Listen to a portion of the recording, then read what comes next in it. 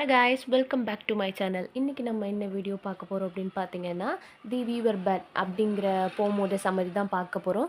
இது யார் எழுதியிருக்காங்கன்னு பார்த்தீங்கன்னா, கோஃபி அவ்னூர் அப்படிங்கிறவங்க தான் எழுதியிருக்கிறாங்க. போமோட சம்மரி பார்க்குறதுக்கு முன்னாடி நம்ம சேனலை சப்ஸ்கிரைப் பண்ணாதவங்க மறக்காமல் சப்ஸ்கிரைப் பண்ணிக்கோங்க. அண்ட் பக்கத்தில் உள்ள பெல் ஐக்கானையும் கிளிக் பண்ணிக்கோங்க. ஃபஸ்ட்டு வந்து சம்மரி பார்க்குறதுக்கு முன்னாடி ஒரு சின்ன ஆத்தர் இன்ட்ரோ பார்த்தலாம். ஆத்தரோட ஃபுல் நேம் என்னென்னு பார்த்தீங்கன்னா, ஜார்ஜ் கோஃபி நெடோ ஆவ்னூர் வில்லியம்ஸ் அப்படிங்கிறது தான் அவரோட ஃபுல் நேம். இப்போது எப்போ பிறந்திருக்கிறாங்கன்னு பார்த்தீங்கன்னா 13th March 1935 பிறந்திருக்கிறாங்க. இவங்க வந்து ஒரு poet, author, academic and diplomat அப்படின்னு சொல்லலாம். இவங்க வந்து 21st September 2013 வந்து இறந்துருக்குறாங்க. இந்த போம் வந்து எப்படின்னு பார்த்தீங்கன்னா, அந்த போமில் வந்து மொத்தமே 3 ஸ்டான்ஸாக தான் இருக்குது. அதனால் நம்ம ஸ்டான்ஸா வைஸ் மாதிரி பார்த்தலாம்.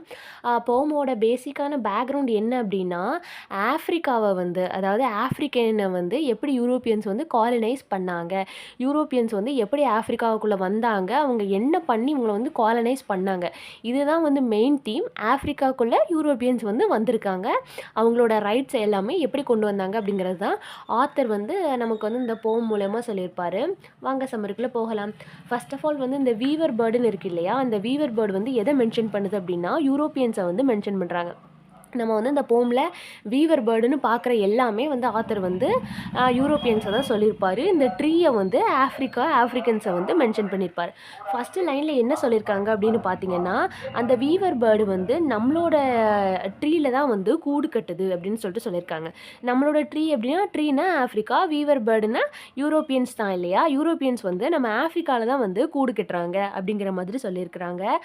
ஆஃப்ரிக்காவுக்கு வந்து யூரோப்பியன் அன்எக்ஸ்பெக்டடாக வந்து விசிட் பண்ணாங்க. அன்எக்ஸ்பெக்டடாக விசிட் பண்ணது ஆஃப்ரிக்கன்ஸோட அறியாமையை வந்து வெளிப்படுத்துது. ஏன்னா ஆஃப்ரிக்கன்ஸ் வந்து அவ்வளோ ஒரு இன்னசென்ஸாக இருந்தாங்களாம். அவங்க வந்து எதுக்காக வந்திருக்காங்க யூரோப்பியன்ஸ் அப்படின்றது கூட தெரியாத அளவுக்கு அவங்க ஒரு இன்னசென்ட்டாக அறியாமையோட ஆஃப்ரிக்கன்ஸ் இருந்தாங்க அப்படின்னு சொல்லிட்டு சொல்கிறாங்க. அப்புறம் யூரோப்பியன்ஸ் வந்து ஃபஸ்ட் டைம் ஆஃப்ரிக்காவுக்குள்ளே வரும்போது ஆஃப்ரிக்கன்ஸை மீட் பண்ணும்போது அவங்க எப்படி ஃபீல் பண்ணாங்க அப்படின்னு பார்த்தீங்கன்னா, யூரோப்பியன்ஸ் வந்து எதுக்காக எந்த நோக்கத்தோடு வந்திருக்காங்க அப்படிங்கிறது கூட தெரியாமல் அவங்கள வந்து உபசரிச்சிருக்காங்க. இப்போ வந்து நம்ம வீட்டுக்கெலாம் கெஸ்ட்டுனா வந்தாங்கன்னா உபசரிப்பாங்களா, அதே மாதிரி ஆஃப்ரிக்கன்ஸ் வந்து உபசரித்ததா நம்ம பொயட் வந்து சொல்கிறாரு. இங்கே வந்து கூடு கட்டுறதுக்கு வசதியாக இருக்கும் அப்படின்னு சொல்லிட்டு வீவர் பேர்ட்ஸ் மைண்டில் வந்து செட் ஆகிடுச்சு. ஏன்னா நம்ம வந்து இப்போ ஒரு ஃபார் எக்ஸாம்பிளுக்கு எடுத்துக்கோங்க, நம்ம வந்து ஒரு இடத்துக்கு போனோம் அப்படின்னா அந்த இடம் நமக்கு பிடிச்சிருந்ததுன்னா சரி நம்ம இங்கே வாழலாம் அப்படின்னு சொல்லிட்டு நம்ம மைண்டில் வந்து ஃபிக்ஸ் ஆகும் இல்லையா, அதே மாதிரி ஆஃப்ரிக்காவுக்கு போன யூரோப்பியன்ஸ்க்கு வந்து ஆஃப்ரிக்கா வந்து செட் ஆகிடுச்சு. அதனால் நம்ம வந்து ஆஃப்ரிக்காலே வந்து இருக்கலாம் அப்படின்னு சொல்லிட்டு வீவர் பேர்ட்ஸ் வந்து நினைக்குதான். இந்த வந்து பிளேஸை கொடுக்குற ஆஃப்ரிக்கன்ஸ்க்கு வந்து என்ன பண்ணுறாங்க அப்படின்னா, அவங்களோட ஆஃப்ரிக்காவே வந்து பணயமாக வச்சு தான் யூரோப்பியன்ஸ்க்கு வந்து கொடுத்துருக்காங்க. என்ன கொடுத்துருக்காங்க அப்படின்னா, இடம் கொடுத்துருக்காங்க. இப்போ வந்து நம்மளோட தமிழ்நாட்டிலலாம் வந்து வடக்கன்ஸ்லாம் நிறைய பேர் வர்றாங்க அப்படிங்கிற மாதிரி சொல்கிறாங்க இல்லையா, அதே மாதிரி கூட நம்ம எக்ஸாம்பிளுக்கு எடுத்துக்கலாம். இப்போ வந்து ஆஃப்ரிக்கன் பீப்புள் வந்து யூரோப்பியன் செட்டில் டவுன் ஆகிறது வந்து அகெயின்ஸ்ட் கிடையாது. ஏன்னா அவங்களுக்கு வந்து அவங்க காலனைஸ் பண்ண போகிறாங்க அப்படிங்கிறதே தெரியாது. ஆஃப்ரிக்கன் பீப்புள் வந்து யூரோப்பியன் செட்டில்ட் ஆகிறத வெல்கம் தான் பண்ணாங்க. அவங்க வந்து எந்த விதமாகவுமே அகெயின்ஸ்ட் பண்ணலை. அப்புறம் இந்த வீவர் பேர்ட்ஸ் வந்து நம்மளை கெஸ்ட்டு மாதிரி வந்து ட்ரீட் பண்ணாங்களாம். ஆஃப்ரிக்கன்ஸ் வந்து வீவர் பேர்ட்ஸை வந்து ஒரு கெஸ்ட்டு மாதிரி வந்து ட்ரீட் பண்ணதாக வந்து சொல்கிறாங்க. ரெண்டாவது ஸ்டான்ஸால் என்ன சொல்கிறாங்க அப்படின்னா, பேர்ட்ஸ்க்கு வந்து அதாவது வீவர் பேர்டு வந்து அங்கே வந்து எக் லே பண்ணுறதுக்கு அதாவது முட்டை போடுறதுக்கு வந்து ரொம்பவே வசதியாக ஃபீல் பண்ணுச்சான். யூரோப்பியன்ஸ் வந்து ஆஃப்ரிக்காவில் வந்து ரொம்பவே வசதியாக ஃபீல் பண்ணாங்க. அப்புறம் என்ன பண்ணுச்சு அப்படின்னா, வீவர் பேர்டு வந்து ஆஃப்ரிக்காவோட லேண்டை சொந்தம் கொண்டாட ஸ்டார்ட் பண்ணியிருக்காங்க. கொஞ்சம் கொஞ்சமாக இந்த லைனில் பேர்ட்ஸுங்கிறது யூரோப்பியன்ஸ் தான். நான் ஸ்டார்டிங்கில் சொன்னதை வந்து ஞாபகம் வச்சுக்கோங்க. ட்ரீஸ் அப்படின்னா ஆஃப்ரிக்கா அண்ட் வீவர் பேர்ட்ஸ் அப்படின்னா ஆஃப்ரிக்கன் அர்த்தம். இந்த வீவர் பேர்ட்ஸ் வந்து ஆஃப்ரிக்காவோட லேண்டை வந்து கொஞ்சம் கொஞ்சமாக சொந்தம் கொண்டாட வந்து ஸ்டார்ட் பண்ணியிருக்காங்க. இந்த ஸ்டான்ஸால் வந்து ஃபஸ்ட் லைனில் சொன்னாங்க இல்லையா, யூரோப்பியன்ஸ் வந்து ஆஃப்ரிக்கா உள்ள வரும்போது ஒரு ப்ரைஸ்லெஸ்ஸான வளங்கள் அதாவது விலை மதிப்பில்லாத வளங்களை எல்லாமே ரிசர்ச் பண்ணி அதை வந்து கண்டுபிடிச்சாங்க. அந்த அந்த வளங்கள் ஆஃப்ரிக்காவில் வந்து என்னென்னலாம் இருக்குது அப்படின்னு சொல்லிட்டு அவங்க வந்து கொஞ்சம் கொஞ்சமாக ரிசர்ச் பண்ணி அதோட ப்ரைஸ் எல்லாம் வந்து ஆஃப்ரிக்கன்ஸ்க்கு முன்னாடியே இவங்க வந்து கண்டுபிடிச்சிட்டாங்க அப்படிங்கிற மாதிரி சொல்கிறாங்க. அவங்க கண்டுபிடிச்சதுனால தான் அவங்க யூரோப்பியன்ஸ் வந்து ஆஃப்ரிக்காவில் இருக்கணும்னு ஆசைப்படுறாங்க அப்படிங்கிற மாதிரி சொல்கிறாங்க. யூரோப்பியன்ஸ் வந்து கொஞ்சம் கொஞ்சமாக ஆஃப்ரிக்காவை வந்து ஆக்குபை பண்ணுறாங்க.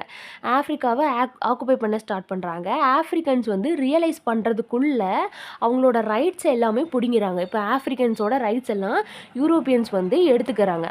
ஆஃப்ரிக்கன் பீப்புள் மைண்டில் வந்து ரிலீஜன், அதாவது ஒரு புது ரிலீஜனை வந்து இன்ட்ரோ பண்ணி கொடுக்குறாங்க.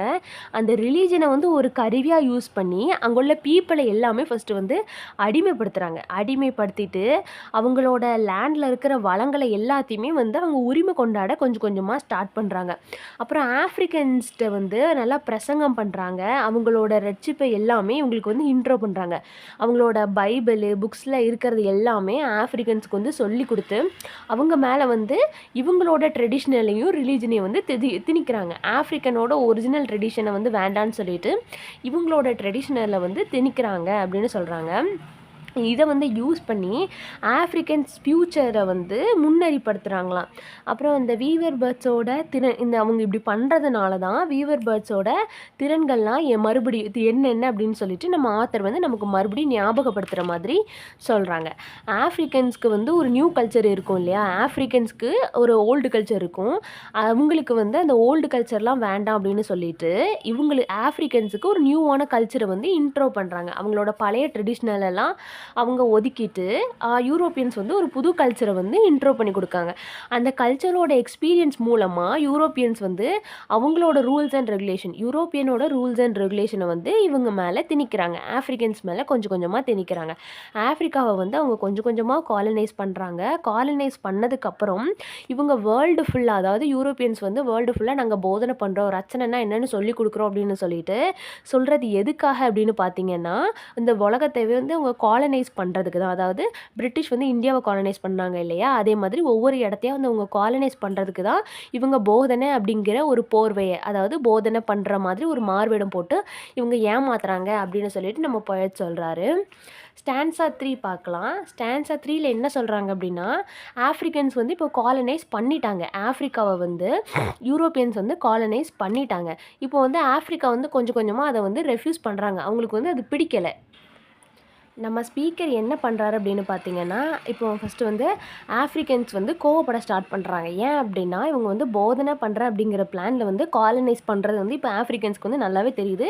அவங்க காலனைஸ் பண்ணுறது இவங்களுக்கு பிடிக்கல. யாருக்கு தான் பிடிக்கும் நம்மளை காலனைஸ் பண்ணால்?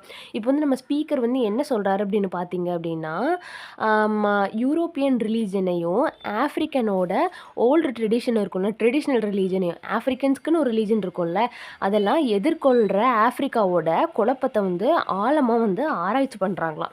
இப்போ வந்து யூரோப்பியன்ஸ்னால ஆஃப்ரிக்கன்ஸ் வந்து டெய்லியும் ஒரு புது புது வீடு வந்து தேடுற மாதிரியான நிலைமை இருக்குது அப்படின்னு சொல்கிறாங்க. அவங்களுக்கு வந்து பெர்மனண்ட்டாக இல்லை, யூரோப்பியன்ஸ்னால ஆஃப்ரிக்கன்ஸ் வந்து டெய்லியும் புது புது வீடு தேடுற மாதிரி அவங்களுக்கு ஒரு நிலைமையை வந்து கொண்டு வந்துட்டாங்க அப்படின்னு சொல்கிறாங்க. வீவர் பேர்ட்ஸால் வந்து ஆஃப்ரிக்கன் ட்ரெடிஷ்னல் ரிலீஜனை வந்து எவ்வளோ நாகரிகப்படுத்த முடியுமோ நிராகரிக்கப்படுத்து பண்ணுறாங்க. அதாவது யூரோப்பியன்ஸ் வந்து அவங்களால முடிஞ்ச அளவுக்கு ஆஃப்ரிக்கனோட ரிலீஜனை, அதாவது ஆஃப்ரிக்கானுக்குன்னு ஒரிஜினலான ரிலீஜன் இருக்கும்ல, அந்த ரிலீஜனை வந்து இவங்களால முடிஞ்ச அளவுக்கு வந்து நிராகரிக்கிறாங்க. நோ சொல்கிறாங்க. ஸ்கூல்ஸு சர்ச் அப்படின்னு சொல்லிட்டு எல்லாமே வந்து யூரோப்பியன் இண்டஸ்ட்ரீஸ்ன்னு முதற்கொண்டு ஆஃப்ரிக்கன் ரிலீஜன் மூலயமா, ஆஃப்ரிக்காவில் வந்து அவங்களோட ரிலீஜன் மூலியமாக வந்து இவங்களுக்கு ஸ்ப்ரெட் பண்ணுறாங்க. அதுவும் இல்லாமல் ஆஃப்ரிக்கன் ரிலீஜனை முடிஞ்ச அளவுக்கு அவங்க ஸ்டாப் பண்ண ட்ரை பண்ணுறாங்க. யூரோப்பியன் வந்து ஆஃப்ரிக்கனோட வழிபாட்டு தலங்கள், அப்புறம் வழிபாட்டு தலங்கள்னால் கோவில் சர்ச் அதே மாதிரி எதனாலும் எடுத்துக்கலாம். ஆஃப்ரிக்கன்ஸ் வந்து மனம் தளர்றதுக்கு ஒவ்வொரு நாளும் புதிய புதிய வீடு, மனம் தளர்ந்து புதிய புதிய வீடை வந்து தேடுறாங்க. ஆல்ரெடி வந்து இது சொன்ன லைன் தான், அதை வந்து தேடுறாங்க அப்படின்னு சொல்கிறாங்க. லாஸ்ட் லைனில் பொயட் வந்து ஆஃப்ரிக்கன்ஸ்க்கு எல்லாமே ஒரு ஹோப் கொடுக்குறாரு. என்ன கொடுக்குறாரு அப்படின்னு பார்த்தீங்கன்னா, ஆஃப்ரிக்கன்ஸ் வந்து தொலைஞ்சு போன வழிபாட்டு தலங்களெல்லாம் வந்து கண்டுபிடிக்கணும், புதிய பலிப்பிடங்களை வந்து மீண்டும் கட்டுறதுக்கு வந்து முயற்சி பண்ணாதீங்க அப்படின்னு சொல்லிட்டு அவங்களுக்கு ஒரு ஹோப் கொடுக்காரு. ஏன் அப்படின்னா, உங்களோட சொந்தமான ரிலீஜன் வந்து எங்கேயும் அழிஞ்சு போகலை, அதை வந்து நீங்கள் மறுபடியும் வந்து தேடி வந்து கண்டுபிடிச்சி ரீஓப்பன் பண்ணலாம், நீங்கள் வந்து அதை விட்டுட்டு புதுசாக வந்து தேடணும்னு அவசியம் இல்லை அப்படின்னு சொல்லிட்டு இந்த போமில் சொல்கிறாரு. போமோட ஆக்குபேஷன், காலனைசேஷன், ரிலீஜன், அவ்வளோதான் இந்த போமோட தீம்ஸாக மெயினாக சொல்கிறாங்க. இதில் வந்து என்ன ஆத்தர் நமக்கு சொல்ல வராரு அப்படின்னா, ஆஃப்ரிக்கா வந்து யூரோப்பியன்ஸ் வந்து எப்படி காலனைஸ் பண்ணாங்க, எப்படி உள்ளே வந்தாங்க, அவங்க எது மூலயமா அவங்களோட ரிலீஜன்லாம் ஸ்ப்ரெட் பண்ணுறாங்க அப்படிங்கிறத இந்த போம் ஃபுல்லாகவே சொல்கிறாரு.